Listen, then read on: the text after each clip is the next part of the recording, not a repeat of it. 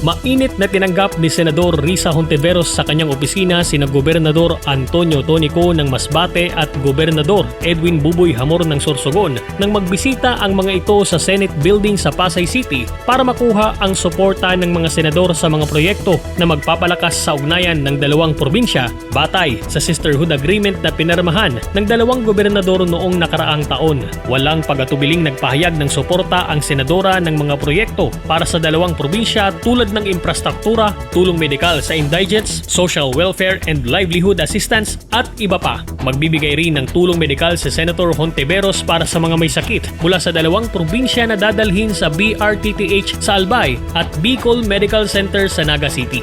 Para sa Masbate Newsline, ito po si Jetro Cervantes nagbabalita sa Wow Smile Radio Masbate, palangga ka! Ito ang Masbate